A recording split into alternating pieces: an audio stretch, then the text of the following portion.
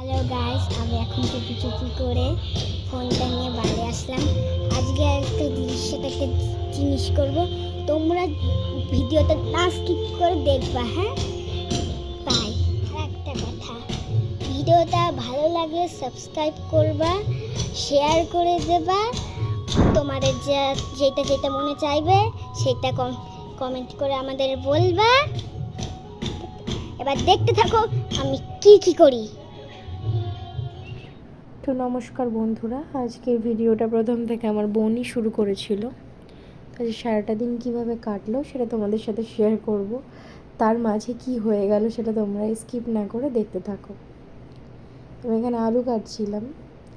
আজকে যেহেতু বাড়িতে একটা পুজো ছিল, তো তার জন্য নিরামিষ রান্না হচ্ছিল। পনির এনেছিল আর তার সাথে পনিরেরই একটা নর্মাল রেসিপি রান্না করব আর কি, আমার নিজের মতন করে।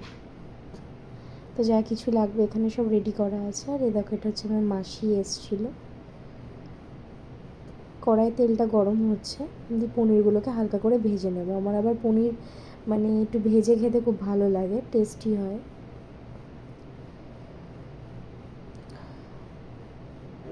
বেশ একটু লাল লাল করে ভেজে নেবো, খেতেও বেশ ভালো লাগবে।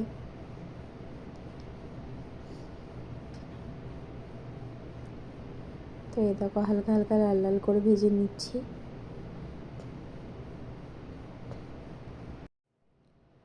তারপরে দিয়ে দিলাম হচ্ছে কুটে রাখা আলুর টুকরো।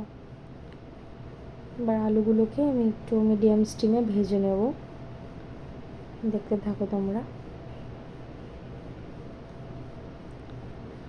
সেদিনকে যা গরম পড়েছিল, রান্না করতে গিয়ে জীবনটা বেরিয়ে যাচ্ছিল, এত গরম ছিল, গা দিয়ে তো জল পড়ছিল অনবরত।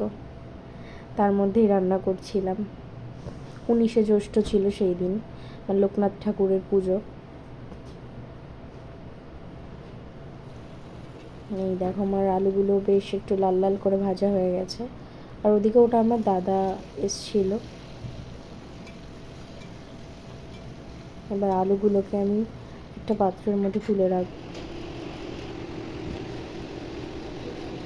এখানে আছে হচ্ছে মশলা, যা কিছু লাগবে। এটা আলুর দমের মশলা ছিল, কাশ্মীরি লঙ্কার গুঁড়ো। আর ওই বাটিটায় ছিল হচ্ছে রসুন, আদা, আর তার সাথে হচ্ছে লঙ্কা, আর হচ্ছে পনির পেস্ট। এখানে মশলাটা কষাচ্ছিলাম।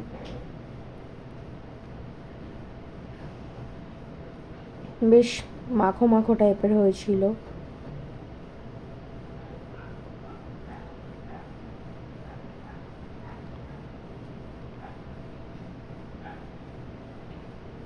একটু ভালো করে কষিয়ে নিচ্ছিলাম, যাতে মশলাটা দিয়ে কোনো রকম আদা বা রসুনের কোনো গন্ধ না বেরোয়। দেখো কত লাল লাল হয়ে গেছে। এবার আলুগুলোকে ছেড়ে দিয়েছিলাম।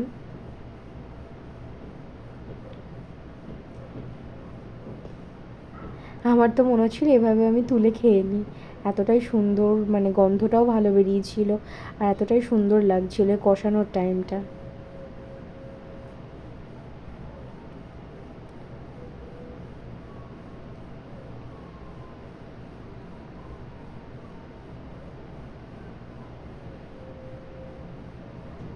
তারপর হালকা জল দিয়ে দিলাম। এবার একটুখানি আলুগুলো সেদ্ধ হতে থাকুক।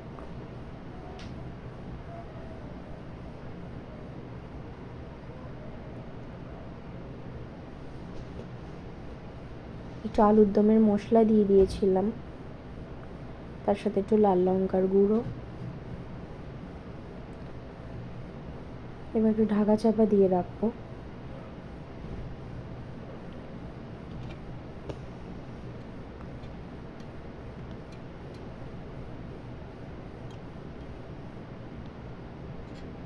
এবার এর মধ্যে ভেজে রাখা পনিরের টুকরোগুলো দিয়ে দেবো। পনিরগুলো আমি লাস্টে দিলাম, কারণ হচ্ছে পনির অনেক সময় ভেঙে যায়, তো তার জন্য একটু লাস্টে দিলাম। নামানোর ওই 10 মিনিট আগ দিয়ে, 15 মিনিট আগ দিয়ে আমি দিয়ে দিলাম পনিরগুলোকে।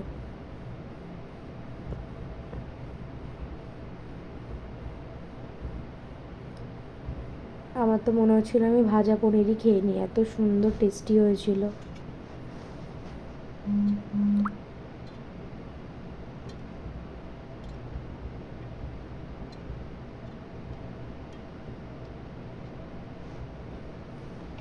ফাইনালি আমার রান্না কমপ্লিটের মুখে, তোমরাই দেখে নাও কত সুন্দর হয়েছে রান্নাটা।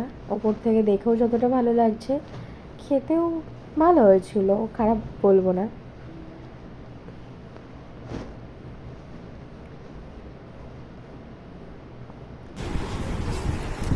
তো আজকের মতন ভিডিওটা আমি এখানে এন্ড করছি। তো দেখা হচ্ছে নেক্সট কোনো ব্লগ নিয়ে। আমার ভিডিওগুলো যদি তোমাদের ভালো লেগে থাকে তাহলে আমার চ্যানেলটাকে লাইক, কমেন্ট, সাবস্ক্রাইব করে দিও।